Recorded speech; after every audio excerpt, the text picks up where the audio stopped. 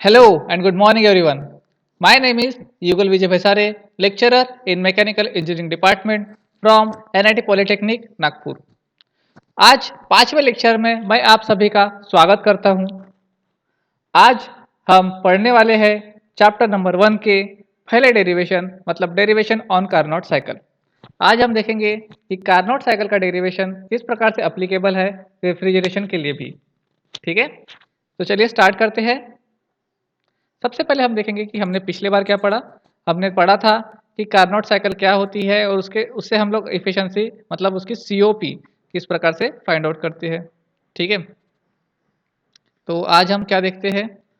After completion of the session we were able to derive Carnot cycle to find COP. ठीक है, Carnot cycle का हम derivation देख सकते हैं सीओपी फाइंड आउट करने के लिए। और ये रहे आपके प्रोग्राम आउटकम्स। ओके, तो चलो स्टार्ट करते हैं डेरिवेशन। ये डायग्राम है अपनी कार्नोट साइकिल की। यहाँ पर चार प्रोसेसेस है, मैंने आपको पिछले लेक्चर में भी समझाया था। पहला प्रोसेस यहाँ पर देखिए आइसेंट्रोपिक कॉम्प्रेशन हो रहा है, आइसेंट्रोपिक कॉम्प्रेशन प्रोसेस। दूसरा reversible isothermal process, reversible isothermal process. फिर आइसेंट्रोपिक एक्सपांशन और 4 to 1 क्या है isentropic sorry isothermal expansion process. अच्छा, ये आप नंबरिंग जो है वो अपने हिसाब से ऊपर कम ज़्यादा कर सकते हो, मतलब कहीं कब कोई यहाँ से 1 देगा, कोई यहाँ से 2 देगा, तो हर बुक में आपको डिफरेंट डिफरेंट मिलेगा। तो कंफ्यूज होने की कोई ज़रूरत नहीं, आप इसी को बेस लेते हुए आप कर सकते हो। ठीक है, कोई प्रॉब्लम नहीं। और अगर आपको किसी ने बोला कि पीवीटी डायग्राम बनाओ कार्नोट साइकिल का, तो आप ये भी बना सकते हो, कोई प्रॉब्लम नहीं रहेगा। ठीक है, इन नंबर से कोई कंफ्यूज नहीं होने का। ठीक है, सिर्फ आपको ये प्रोसेस बराबर बनानी आनी चाहिए और कहाँ हीट रिजेक्ट हो रही है, कहाँ एब्जॉर्ब हो रही है, ये आपको बताना आना चाहिए। ठीक है, तो चलिए स्टार्ट करते हैं। ये हमारी चार प्रोसेस हो गई। T1 is the temperature maintain in the refrigerator. ये जो टेम्परेचर T1 है ये हमें मेंटेन करना है रेफ्रिजरेटर में। मतलब वहाँ पर रेफ्रिजरेटर के अंदर में, फ्रिज के अंदर में जो भी चीज़ें रखी है, वेजिटेबल्स रखी है, वहाँ से वो क्या करेगा, हीट एब्जॉर्ब करेगा। तो ये है अपना T1 टेम्परेचर। दूसरा है T2 is the temperature of atmosphere which is heat is rejected. मतलब T2 जो है ये क्या होगा, ये टेम्परेचर बाहर फेंकने वाला टेम्परेचर मतलब एटमॉस्फेरिक टेम्परेचर हो जाएगा। T1 से उसने क्या क्या हीट निकाला, T2 पे क्या किया उसने हीट फेंक दिया।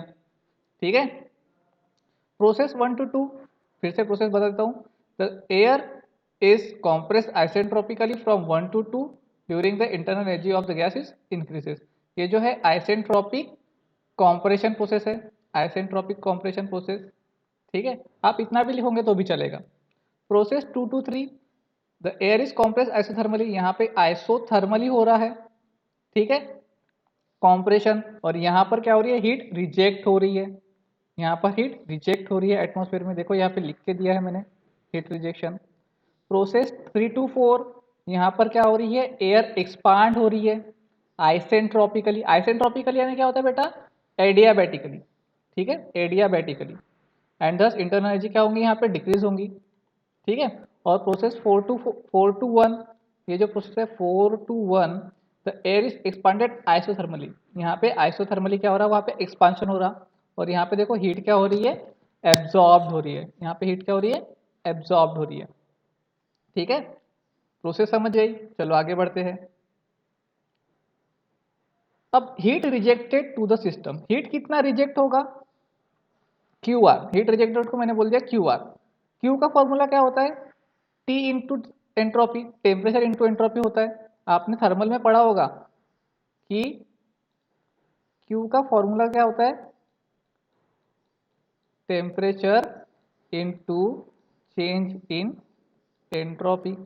ये फॉर्मूला पढ़ा था आपने। तो क्यू आर रिजेक्शन कहाँ हो रहा है, यहाँ पर रिजेक्शन हो रहा है, इस 2 3 प्रोसेस में रिजेक्शन हो रहा है ना। तो टेम्परेचर, टेम्परेचर कौन सा लेंगे, T2, T2 बोलो या T3 बोलो, कोई फर्क नहीं पड़ता क्योंकि सेम ही है। तो T2 into S2 minus S3, entropy का डिफरेंस S2 माइनस S3 हो गया। अब दूसरा देखते हैं, heat absorb in the system. Heat absorb कहाँ हो रही है, यहाँ पर हीट एब्जॉर्ब हो रही है प्रोसेस 1 4 में। तो प्रोसेस 1 4 में टेम्परेचर कौन सा, T1 into S1 minus S4। है ना, entropy difference S1 minus S4। तो वर्क कितना होगा इसमें, वर्क कितना होगा, वर्क होगा क्यू आर माइनस क्यू ए, कितना रिजेक्ट किया माइनस कितना एब्जॉर्ब किया। तो ये हो गया इसका heat rejection, sorry net work done, हो गया। अब देखो इसकी इफिशियंसी फाइंड आउट करेंगे। इफिशियंसी का फॉर्मूला क्या होता है बेटा, सबसे मेन इफिशियंसी का फॉर्मूला क्या है, basic output upon input. Output में हमें क्या मिल रहा है और हम इनपुट में क्या दे रहे हैं। तो आउटपुट में हमें क्या मिल रहा है, आउटपुट में क्या मिल रहा है, आउटपुट में हमें मिल रहा है वर्क।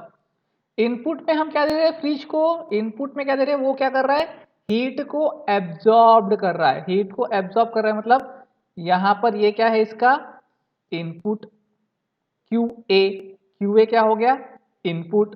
तो आउटपुट क्या है डब्ल्यू नेट मतलब वर्क डन, और क्यू ए मतलब हीट एब्जॉर्ब, ये क्या हो गया इसका इनपुट। तो डब्ल्यू नेट की वैल्यू क्या है Q R minus Q A, Q R minus Q A upon Q A. ठीक है, इसको मैं स्प्लिट कर देता हूँ Q R minus Q A को, तो Q R upon Q A और minus Q upon Q A हो जाएगा तो ये कैंसिल हो जाएगा, तो यहाँ पे क्या बचेगा वन बचेगा। तो Q R upon Q A minus one. इन लोगों की वैल्यूज मैं यहाँ पे पुटअप कर लेता हूँ। तो क्यू आर की वैल्यू क्या है T two S two minus S three, T two S two minus S three. Q A की वैल्यू क्या है T one S one minus S four minus one. यहाँ पे मैंने वैल्यू पुटअप कर दी। अब आता है खेल, खेल क्या आएगा, देखो एंट्रोपी जो है, सॉरी अब आता है खेल। खेल में क्या होगा देखो कि ये T2 जो है और T1 जो है, सॉरी S2, S2 और S1 दोनों भी सेम है, S1 और S2 दोनों भी सेम है। वैसे ही S3 और S4 भी दोनों सेम है ना, देखो डायग्राम से दिख रहा है S2 S1 S3 S4 दोनों भी क्या है सेम है। तो क्या मैं इस S2 की जगह, इस S2 की जगह पे, इस S2 की जगह पर मैं S1 लिख सकता हूँ, बिल्कुल लिख सकता हूँ। और क्या मैं इस S4 की जगह पर S3 लिख सकता हूँ, बिल्कुल लिख सकता हूँ, क्योंकि दोनों तो सेम ही है ना, कुछ भी लिखो यार। तो लिख दिया, क्या लिखा मैंने यहाँ पर T2 S1 माइनस S3 और T1 S1 माइनस S3। तो ये दोनों हो जाएंगे cancel, S1 minus S3 S1 minus S3 cancel, equals to क्या हो जाएगा T2 upon T1 minus one.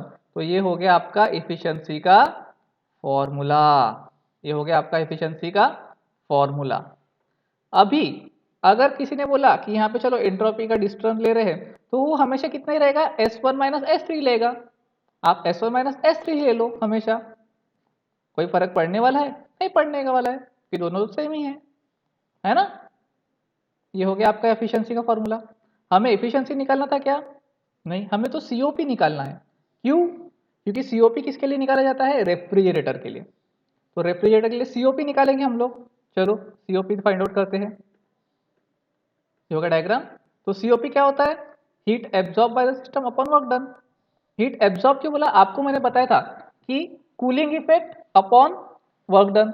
या तो आप कूलिंग इफेक्ट बोलो या फिर आपने कितने हीट एब्जॉर्ब किया या रिमूव किया वो बोलो, कोई फर्क नहीं पड़ता, दोनों भी सेम है। आपको पिछले वीडियो में समझाया था मैंने।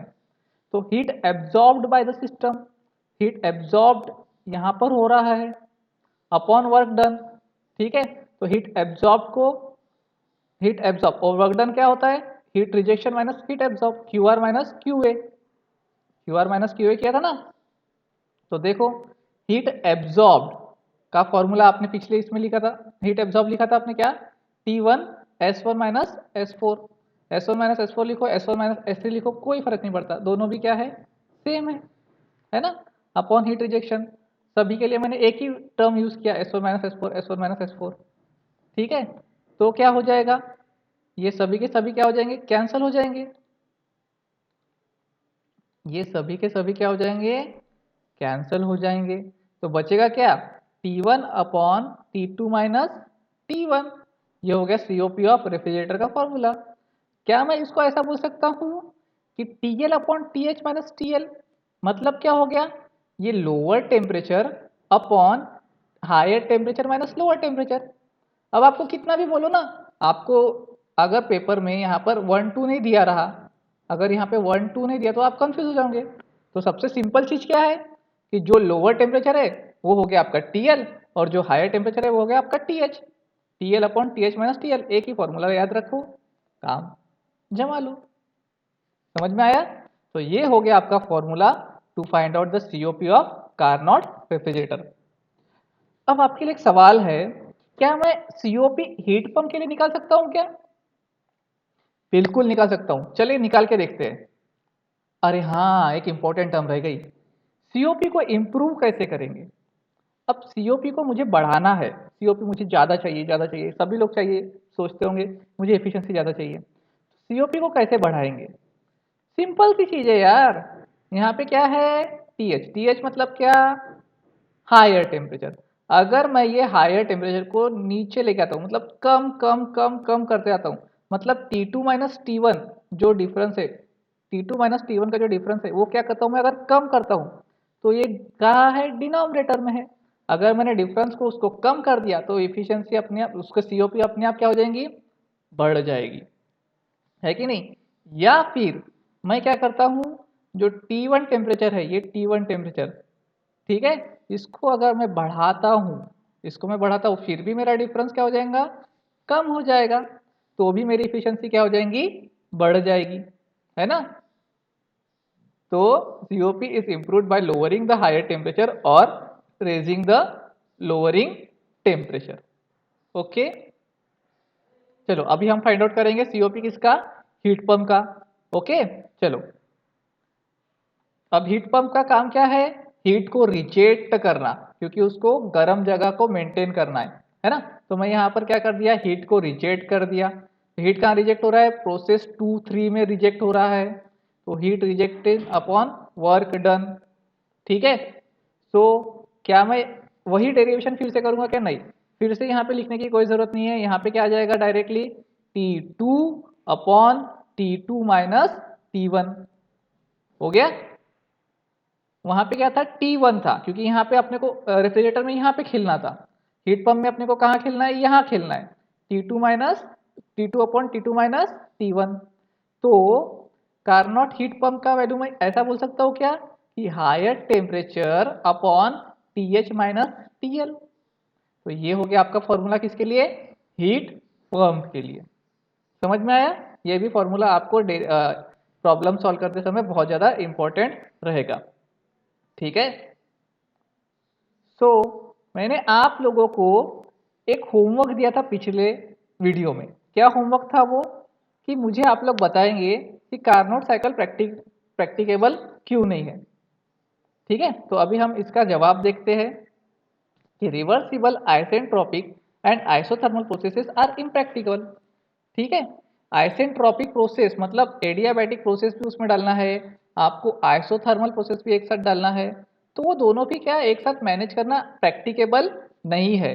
तो क्यों प्रैक्टिकेबल नहीं है, क्योंकि आइसोथर्मल प्रोसेस जो है वो बहुत ही स्लो प्रोसेस है, बहुत ज़्यादा स्लो प्रोसेस है। तो पिस्टन को आपको बहुत ही धीरे धीरे धीरे धीरे धीरे धीरे मूव करना पड़ेगा। तो ऐसी प्रोसेस को धीरे धीरे करना पॉसिबल है क्या, 24 घंटे आप पिस्टन को लेके ऐसे चलते जाओगे क्या, धीरे धीरे धीरे धीरे, नहीं कर सकते, बहुत ही इम्पॉसिबल है। और आइसेंट्रोपिक जो प्रोसेस है, मतलब एडियाबैटिक जो प्रोसेस है आपकी, उसमें आपको फ्रिक्शनलेस डिस्प्लेसमेंट चाहिए। कोई भी कोई भी ऐसा माइकालाल पिस्टन नहीं बना है जो इतना फ्रिक्शनलेस हो कि जिसमें से आप एकदम फास्ट डिस्प्लेसमेंट करो, ठीक है, एकदम फास्ट पिस्टन को मूव कर पाओ। बन सकता है कैसा, नहीं बन सकता। किसी भी चीज में कोई ना कोई तो फ्रिक्शन होगा ही ना, तो ये भी पॉसिबल नहीं है।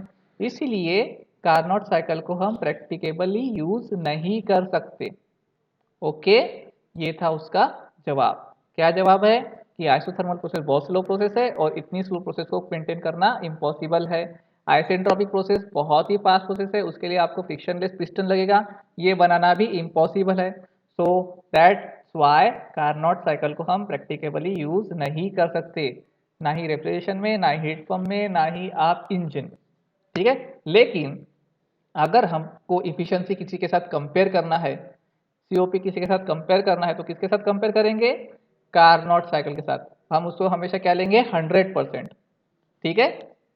सो यूनिट आउटकम्स क्या अचीव हुए आज के लेक्चर में कि हम डिस्क्राइब कर पाए कार्नोट साइकिल को। और हमने क्या पढ़ा आज?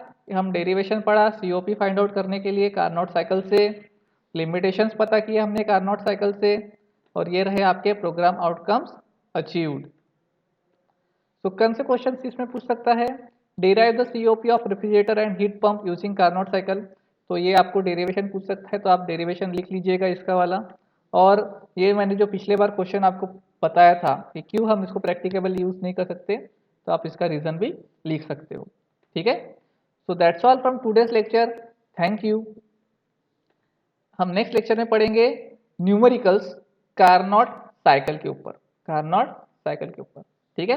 तब तक के लिए keep learning, happy learning, bye bye.